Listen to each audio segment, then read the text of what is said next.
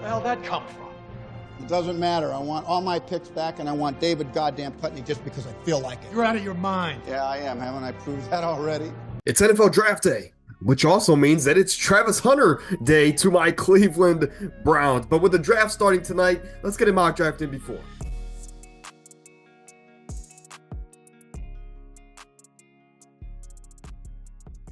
Now, this will be a predictive mock draft, but again, we're going to use everything we know to this point, who teams like, who have they had visited, and of course, we're going to be trying to make the best guesses possible. Also, we're going to have some trades along the way, so stay tuned for that.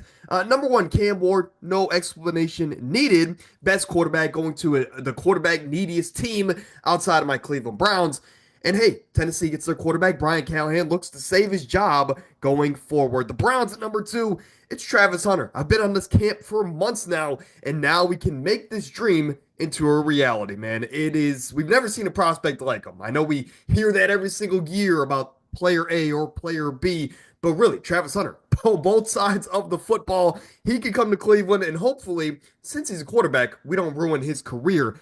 At number three, I have been in the camp fully of Shedeur Sanders to the New York Giants all off season. But as of right now, as of all the reports we're seeing, and it could be draft smoke, and I could be falling into it, but Abdul Carter looks to be the pick at number three.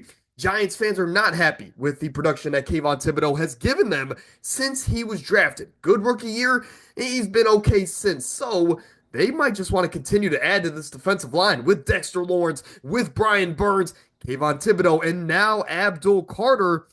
Man, Jalen Hurts, Jaden Daniels, watch out, right? Because these quarterbacks are going to be in some trouble with this New York defensive front. Now, at number four, I think the draft world is kind of cycling back to the original thought here. Will Campbell to the Patriots. We've heard Mike Vrabel, after he's taken his job, talk about the mentality that he wants to bring to New England. Talk about the structuring that he wants to bring. And we've also heard him talk about the, issues with Will Campbell. He's not worried about it. Will Campbell's going to bring the mentality, the toughness that he wants up front. And hey, you're going to protect your franchise quarterback in Drake May.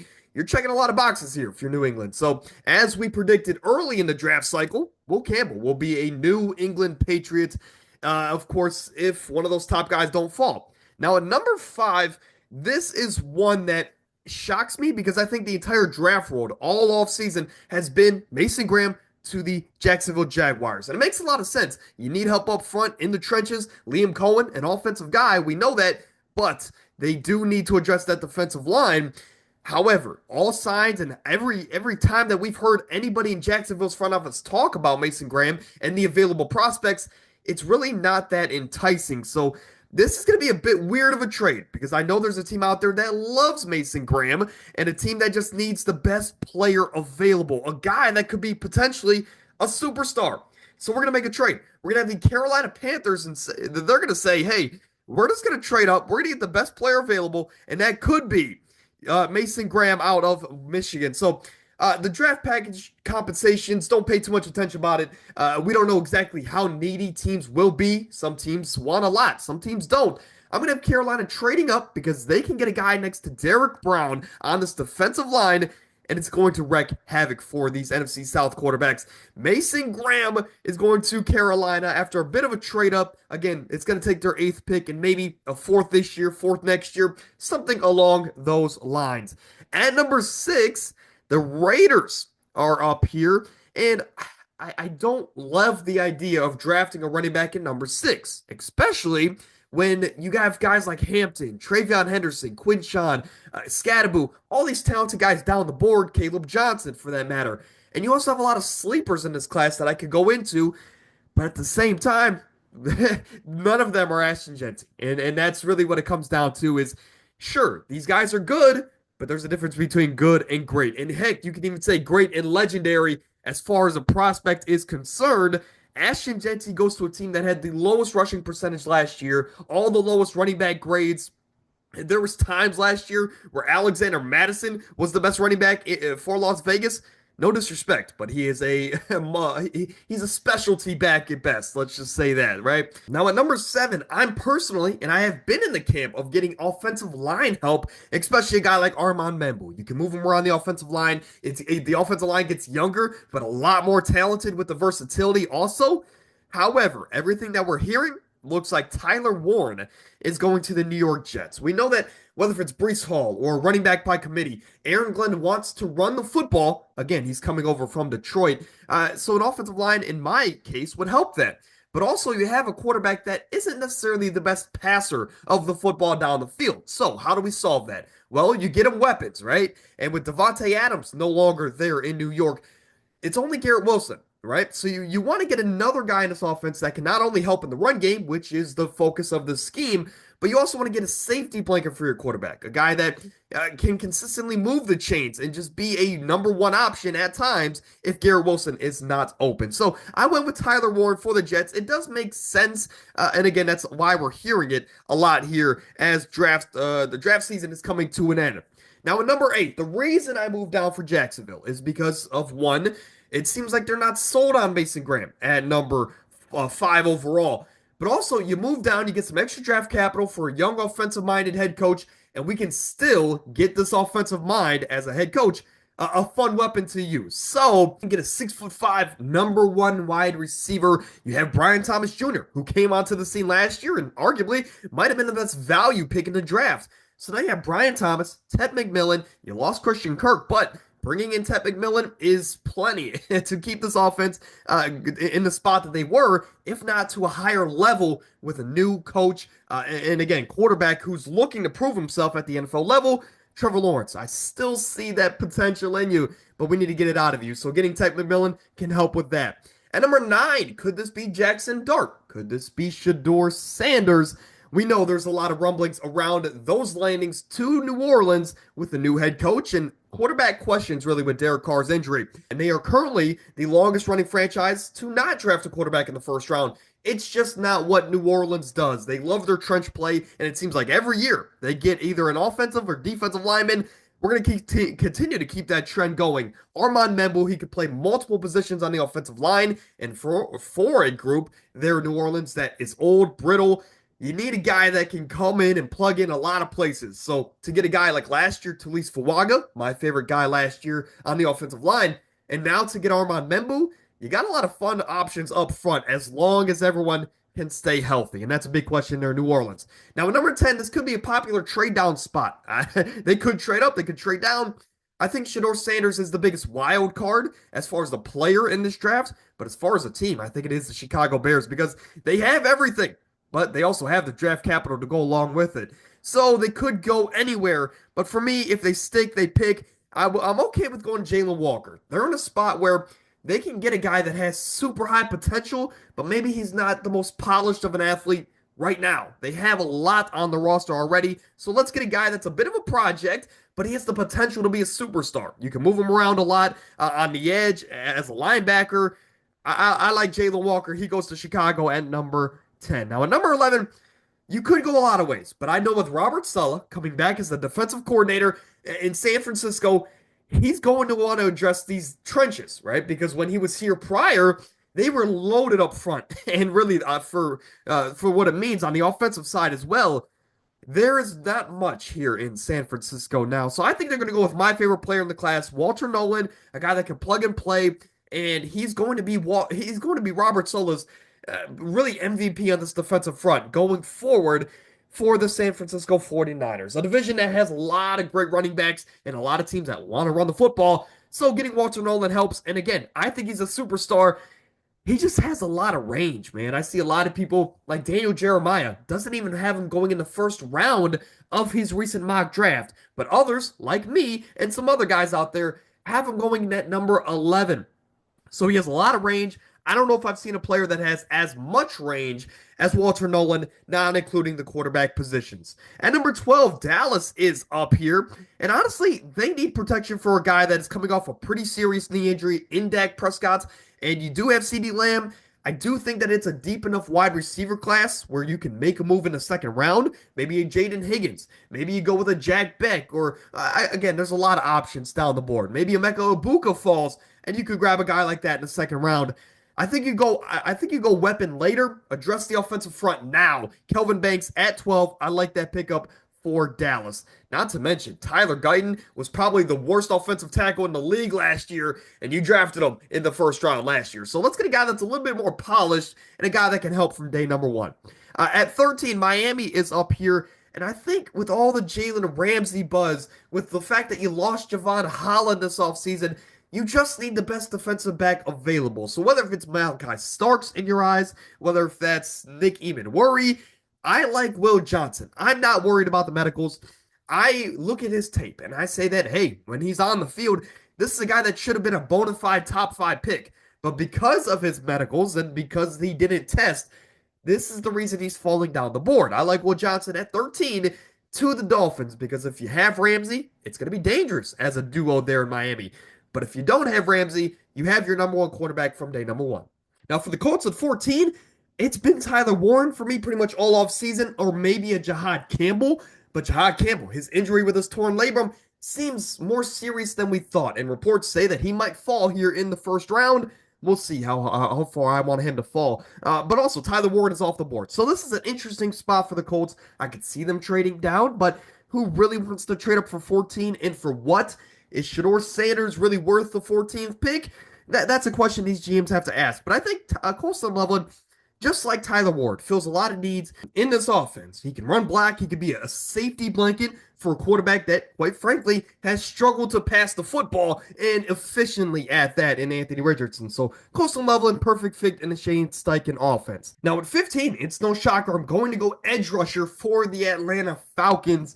And to me, I'm going to go with the best one available. Now, I know he has allegations outside of football. That has nothing to do with me in today's video. I do want to say, because of those allegations, he's going to fall a little bit. But I have no issues if this guy went in the top 10. And as you see, I'm going to go Mike Green. There was a cut there because, well, I'm fighting allergies right now. So if I sound a little bit stuffed up today, pause. Again, cut me a break here. I'm fighting for my life here. Now, pick 16, the Cardinals pretty much need everything. Again, they could use draft capital. They could use a lot of talent on this roster. So I think that puts them in a spot where they can gauge the trade interest of some of these quarterback needy teams. For Arizona, I think a team that could want to get antsy and trade up because we don't know what's going on with the future Hall of Famer and Aaron Rodgers is the Pittsburgh Steelers. Now, this website is not working with me. What I wanted to do was do the first this year, a fourth this year, and a fourth next year. Again, whatever the trade compensation is, it is. But hey, Pittsburgh is not necessarily going to jump any quarterback teams ahead of them, like Cincinnati, Seattle, and Tampa Bay, or Denver. They all have their quarterbacks. But there's been reports the Giants could want to move back up into the first round, right?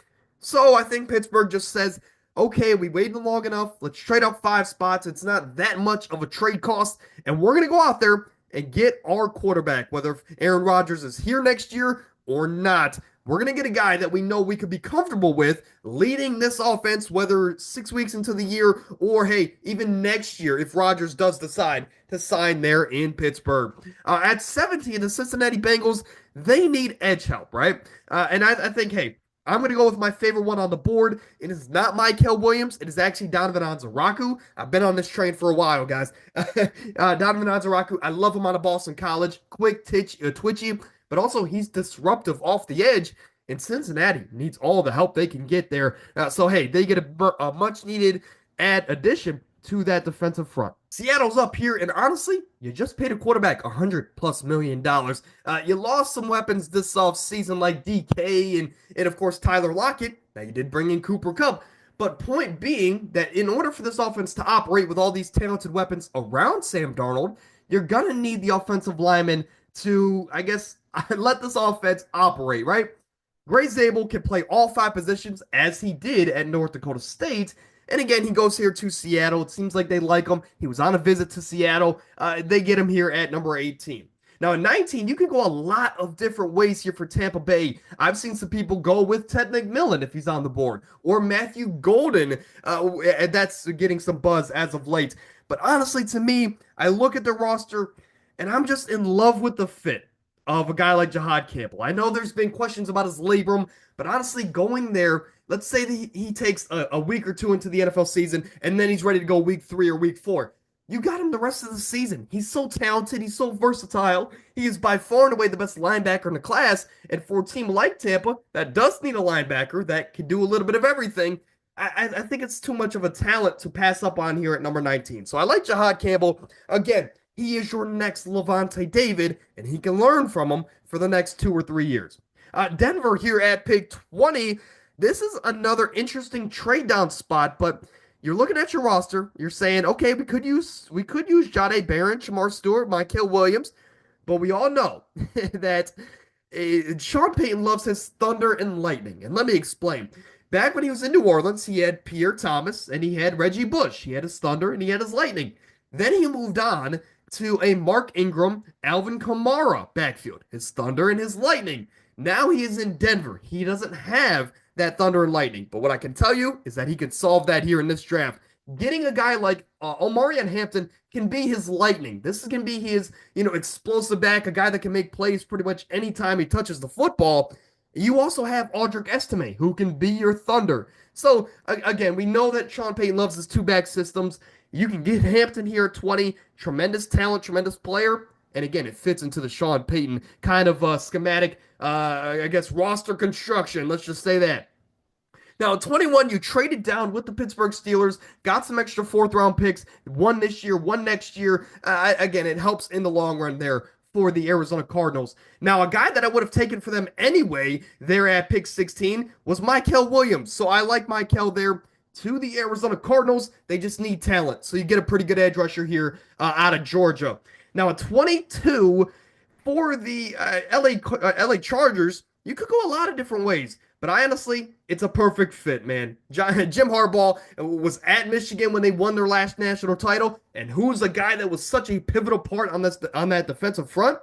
That was Kenneth Grant. So you can't let so many Michigan Wolverines go off the board, especially one that you won a national title with. Kenneth Grant goes to the Chargers, fills a big need up front in a division that has good quarterbacks, and they like to run the football. So Kenneth Grant goes there with Khalil Mack and the other guys they got. It could be fun there for the Chargers. Now, at 23, we don't know what's going on with Jaire Alexander. It does look like he's going to return, but after next year, there's no telling. They could cut him because of cap reasons. They could trade him if there's enough interest around the league. But what I'm going to do for Green Bay is get them a cornerback. As much as I would like to see an offensive lineman here, or maybe a number one option like a Matthew Golden, I think Jahdae Barron just makes too much sense, man. He's a baller, right? 2 years ago, he was first team All Big 12. Last year, first team All SEC. Whether if he was in the boundary 2 years ago or the slot 2 years ago, the boundary last year. You guys get the picture. He's versatile. He's long. He's twitchy. He's a great athlete.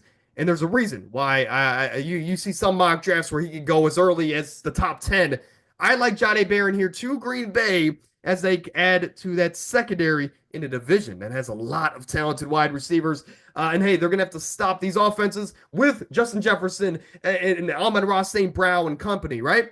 So getting Jahdae Barron is a huge addition in that regard. Now, their division rival in the Minnesota Vikings are up here, and this has just been the fit here all season long for me. Malachi Starks. Harrison Smith's only playing one more year there on the back end of that defense. So to get a guy that can do a little bit of everything in the first year with those two are going to be together could be special, right? Because we know Harrison Smith is physical. He's lost the step as far as his speed, but you can play him in the box. Malachi Starks is a ball hawk of a safety, and he's been intercepting SEC quarterbacks the last 2 years. You put him on the back end, he's great in zone coverage, and now you got two great safeties that you can do a lot with on this Minnesota defense. A defense, by the way, that is ready to make a Super Bowl run. They just need the quarterback. At 25 here, the Houston Texans, look, you traded away Kenyon Green and Laramie Tunsil. Not really sure why. They took an offensive line that was good and just made them terrible overnight. Or honestly, good might even be a stretch.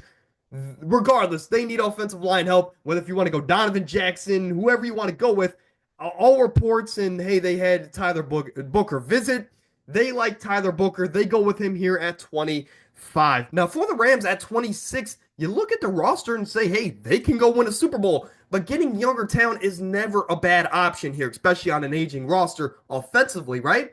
But when I look at their draft capital situation, I say it's not great. So again, they have a first round pick, then it jumps to like the late third, then they have like 4, 6 round picks. So they do have draft capital and a lot of draft picks, but just not quality draft picks. So I think there is a team that out there that needs a position and they want to, they can give that draft capital to the LA Rams, is what I'm getting at here. So the website won't let me do it, but here's what I'm going to do. I'm going to have the Giants trade up with the second pick in the second round, pick 34, and let's just say a third round pick this year. So you get 34 in a second to trade up to 26, and the Rams will trade back here, get those valuable mid-round picks, and maybe a pick next year as well. Maybe a third or second round next year as well, right? Price of a quarterback.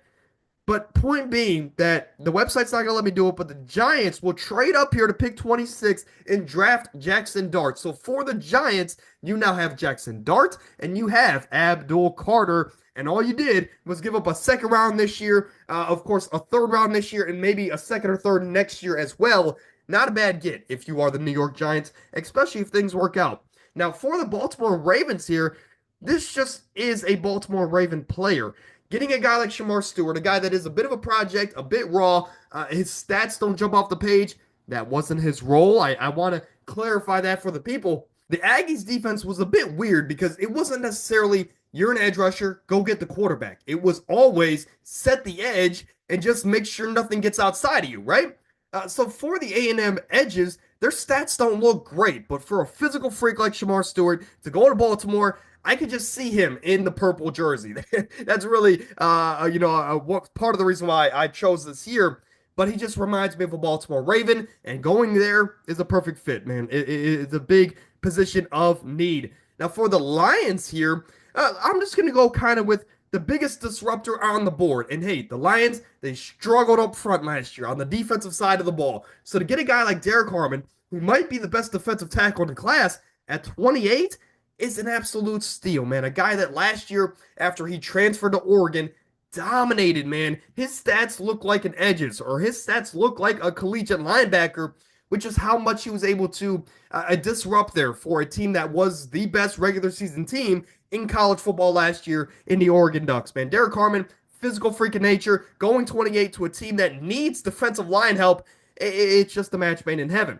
Now for Washington at 29, you can go a lot of different ways. If you want to go edge rusher here and go James Pierce, just take a shot on the talent, because we know Dan Quinn can get the most out of pretty much any defensive player. So James Pierce Jr. here, I love that selection. But from what we're hearing, they're going to go cornerback. And with a guy like Mike Sanistro, who played great last year out of Michigan, they traded for Marshawn Lattimore, who was good, not great, for that secondary. They could still use an extra piece because they've lost some pieces over the years. And honestly, they just haven't made great draft picks. Getting a guy like Maxwell Harrison, who all these GMs are in love with because of how great he tested and how fast he ran, getting an extra great corner that could play boundary or in the slot is never a bad option. So Harrison to the Washington Commanders, like that selection there. Now, for Buffalo, you could go defensive line. I like Darius Alexander. I like Alfred Collins, Tyleik Williams. All these guys freakishly strong, man, especially Tyleik Williams. Honestly, wouldn't be shocked if he went here. But honestly, it looks like they are leaning more towards cornerback. If I was the GM and I was taking a cornerback, I would go with Benjamin Morrison. But it does look like Trey Amos, a guy that doesn't have many injury concerns. He's a little physical, right? You got to work on his hands sometimes because he can pick up those penalties. But he brings this mentality to the Buffalo secondary. He brings this outside boundary coverage ability that this team doesn't really have. All of the Kaiir Elam, but as a Gators fan, he was never great even in Florida, let alone here for the Buffalo Bills. So they need a boundary corner. And Trey Amos is a physical, in-your-face corner, and I like his potential for the Buffalo Bills. So he's going there. At 31, this has been a match made in heaven for me because of this guy's versatility, his quickness, and his ability to play inside. That kind of goes along with the versatility, but stick with me. Josh Conerly Jr., a former running back in high school, transferred to tackle, put on a lot of weight, and for Oregon was their left bound, he wasn't a blind side, but he was their left tackle. For Josh Conerly, no doubt in my mind, he can play guard if the Chiefs are confident in Kingsley Sumatia. So if you want to slide Josh Connerly inside, you can do that. If you want to keep him outside, I could see that as well. So the versatility is there with Connerly, and I like him there to the Kansas City Chiefs. Now for the Eagles here, you have so many talented guys on the board, man. You can go Matthew Golden, Nick Eamon, Josh Simmons. Honestly, you could go Emeka Ibuka. Honestly, maybe I messed up. Maybe Ibuka is going to be a first round pick, and I'm just completely overlooking it. However, for the Eagles here, you did lose Josh Sweat this offseason. You also lost Milton Williams. Let's go out there and just get a project, a guy in James Pierce Jr. that could turn into a star if we develop him the right way. But that's going to do it here for the mock draft. My final mock draft on the year, and the NFL draft is tonight, man. I cannot wait for it. It's always an exciting time of the year, and as a Browns fan, we better not mess this up. Take Travis Hunter. Don't overthink it, and don't pull a Browns move by trading down and missing out on a generational talent. But of course, we had 3 trades here in this first round. Jacksonville traded down, and they got their weapon in Ted McMillan. Carolina trades up to get maybe the best defensive player in the class. Arizona, they just needed draft capital, really, and they still got a very talented edge, trading down just 5 spots. Pittsburgh gets Shedeur Sanders, and of course the Giants, it's not listed here, they traded up from the second round to get Jackson Dart from the LA Rams. So those are the trades here